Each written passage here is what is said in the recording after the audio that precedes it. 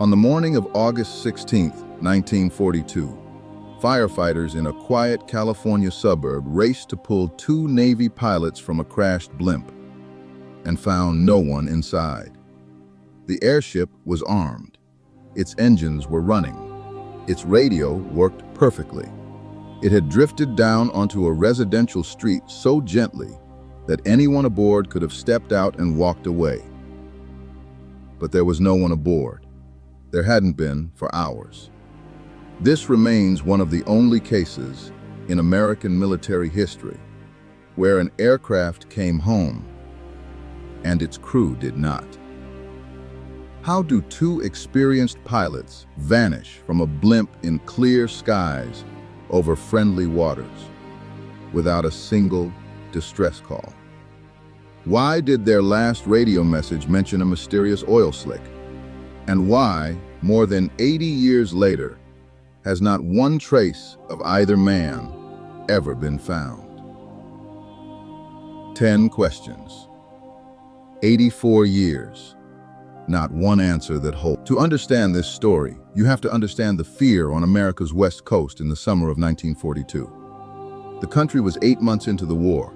Japanese submarines had already shelled an oil field near Santa Barbara and a fort on the Oregon coast.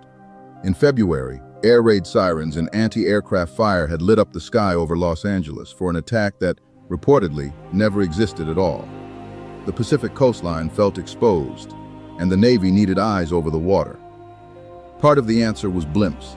The Navy took over Goodyear's small fleet of advertising airships and put them to work hunting submarines. One of them was designated L-8. She already had a footnote in history. In April 1942, L-8 had flown out to the aircraft carrier USS Hornet to deliver spare parts for the B-25 bombers of the Doolittle raid, the first American strike on Tokyo. On the morning of August 16, 1942, two men climbed into her gondola at Treasure Island in San Francisco Bay. Lieutenant Ernest DeWitt Cody, 27 years old, a Naval Academy graduate, and Ensign Charles Ellis Adams, a sailor with more than a decade in the Navy, a man who had already survived the crash of the giant airship USS Macon back in 1935. Reportedly, this was Adams's first flight since earning his officer's commission. At 3 minutes past 6, L-8 lifted off on a routine anti-submarine patrol, and it stayed routine for almost. Mystery number 1. There were supposed to be 3 men on that blimp. A machinist's mate named James Riley Hill was aboard the gondola that morning, until Lieutenant Cody ordered him off, moments before liftoff. Hill believed Cody was worried about weight. Heavy morning air, moisture on the envelope, plausible enough. But the record only tells us what Hill believed. No one knows exactly why Cody made the call. What we do know is what that order meant. James Riley Hill stepped down onto Treasure Island, watched L-8 rise into the morning sky, and lived the rest of his life as the man who was ordered off the ghost blimp. Notably, that decision cut the crew to 2. 90 minutes later, 2 would become 0. Mystery number 2. The last thing they ever reported. At roughly 7:45, Cody radioed base. The crew had spotted an oil slick on the water, about 4 miles off the Farallon Islands. In 1942, an oil slick meant one thing to a patrol crew, possibly a submarine, leaking below the surface. Cody's message said they were investigating. 2 vessels, a Liberty ship and a fishing boat, watched what happened next. L-8 dropped to within 30 feet of the ocean and began circling the slick. By these accounts, the crew released 2 smoke flares to mark the spot. Standard procedure, by the book. That circling blimp, 30 feet over a dark patch of ocean, is the last confirmed sighting of L-8 with anyone aboard. Whether there was actually a submarine beneath that slick has never been established. But that radio call wasn't just the last message. It was the moment the record itself starts to disagree. Mystery number 3. Even the paperwork can't agree on when the silence began. Some sources put that final radio message at 7:38 in the morning. Others say 7:50. 12 minutes may not sound like much, but in an investigation where every minute mattered, the official record itself is split on when the last words were spoken. What's clearer is this. At 10 minutes to 9, Treasure Island lost contact entirely. And shortly after 9, watchers saw L8 do something strange. She dumped ballast, climbed, and turned east toward San Francisco, the exact opposite of her planned course northwest to Point Reyes. A search plane later spotted her at 2,000 feet, twice the altitude she normally patrolled at. Was anyone at the controls when she turned? Was anyone aboard at all by then? Nobody knows. The blimp flew on regardless. Blimps can do that. They don't need a crew to stay in the air, only to come home. However, before the Navy could even mount a proper search, someone reported the mystery already solved. Mystery number 4, the phantom landing. When L8 failed to report back, then came the news reported the blimp had landed island. No such landing had happened. The report was false in every detail, and that 2 pilots hid specific. Getting out, or a blimp with small mystery foldless toward the coastline. 2 pilots, entering out of a blimp mystery foldless the coastline. A false sighting that may have cost the search left in crewness signed closer one. Mystery number 5, the moment the world found out. At about 11:15, L8 drifted in over Ocean Beach, near Fort Funston, and settled onto the sand. 2 surf fishermen ran to her, grabbed the mooring ropes, and held on. They looked into the gondola and saw no one. They couldn't hold her. The airship tore free, struck a sloping cliff, damaging her starboard propeller and knocking loose one of her 2 depth charges, which was later found on a golf course, and rose again, lighter now, drifting inland. By then, she was dying in the air. A relief valve had opened, venting helium, and the envelope sagged into a misshapen V. One onlooker later described it as a big, broken wiener drifting over the city. Hundreds of people followed her through the streets. She scraped rooftops and telephone poles through the Crocker Amazon neighborhood and finally came down on Bellevue Avenue in Daly City, so gently that the crash itself would have injured no one. The firefighters who reached her found the doors open and nobody home. If you're new here, this is the kind of story we dig into every week. Ibomentary support 2090 week. Hit subscribe so you don't miss the next one. Mystery number 6, what the gondola contained. Because it's easier to list what wasn't missing. The radio, in working order. The engines, still switched on. The throttles, set. All 3 parachutes hanging exactly where they were stowed. The life raft, untouched. The classified documents in place. The machine gun, in place. No fire, no damage from any attack, no blood, no sign of struggle, and no distress call had ever come over that working radio. Not one word.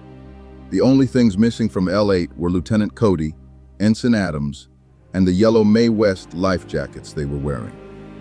Which proves almost nothing, because patrol crews wore them for the entire flight, as a matter of routine. Whatever happened aboard that gondola, it happened fast enough, or quietly enough, that 2 trained naval officers never touched the radio, never reached for a parachute, and never came back. That's what the gondola said. The people watching from the ground said something stranger. Mystery number 7, the eyewitnesses, who managed to see completely different things. The waters off San Francisco were busy that morning, and L8's long, slow death was watched by dozens of people. Some swore the gondola was already empty. A woman riding horseback near the coast said she watched the blimp through binoculars and counted not 2 men aboard, but 3. Others reported parachutes falling toward the sea. A Pan Am clipper flying past saw the airship aloft and noticed nothing wrong at all. None of these accounts fit together. Some of them can't all be true. And then there are the photographs. Bystanders on the ground snapped pictures of the deflating blimp as it drifted overhead, and, reportedly, police confiscated what they could. Routine wartime security, most likely. But for 80 years, it has given this story exactly what a mystery needs to stay alive. The suggestion that somewhere, someone, saw more than the record shows. 2 weeks later, the Navy convened a board of investigation. What it concluded is mostly a list of what it could rule out. Mystery number 8. The official investigation, which answered everything except the question. The Board of Inquiry established, with confidence, 4 negatives. L8 had not been shot down. She had not burned. She had never touched the ocean. And her crew had not engaged in misconduct.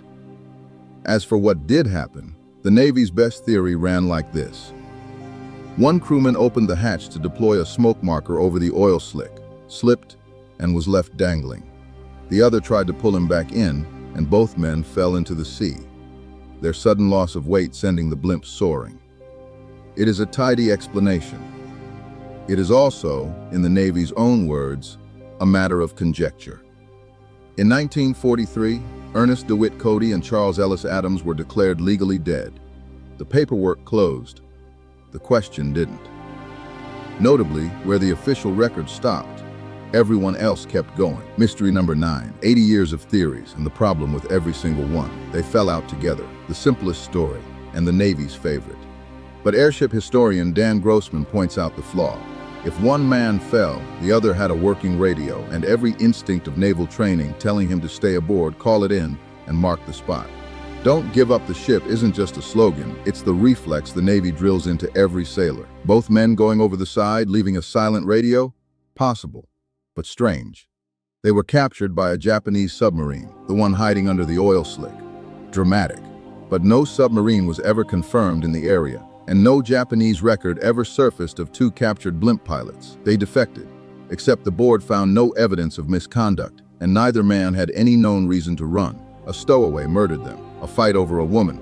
Reportedly, both theories made the rounds for decades, with nothing aboard the gondola to support either. No struggle, no blood, nothing out of place. And, inevitably, aliens. The ghost blimp has earned its spot in the paranormal anthologies, which says less about the evidence and more about how badly this story resists a normal explanation. Every theory solves one piece of the puzzle, not one of them solves it all. And here's the strangest part. The ship at the center of this story is still here. Mystery number 10. The afterlife of the ghost blimp. L8 was repaired within weeks and went straight back to war, flying patrols until 1945. After the war, Goodyear bought her back. Her control car, the same gondola Cody and Adams vanished from, was rebuilt into the Goodyear Blimp America. And for decades it floated over stadiums and cities, filmed football games, and carried tourists. Millions of people watched it pass overhead. Almost none of them knew what it was. When America retired in 1982, the gondola was repainted in its old Navy markings and given to the National Naval Aviation Museum in Pensacola, Florida, where it sits today, restored and on display. One last detail for the record keepers. Sources can't even agree on what this blimp was called before the Navy took her. Some say she'd flown for Goodyear as the Ranger, others say the Rainbow. Even her name, in the end, is a small mystery. When the Navy finished its inventory of L8, it could account for everything. Every parachute, every document, every switch still set exactly where it should have been. 84 years later, historians can walk you through that gondola item by item. The only 2 things no one has ever accounted for are the men. If stories like this one belong in your feed, subscribe to Forgotten Frontlines. We cover the WW2 stories history left half told every week. Share this one with the history buffs in your life. Follow for more forgotten history.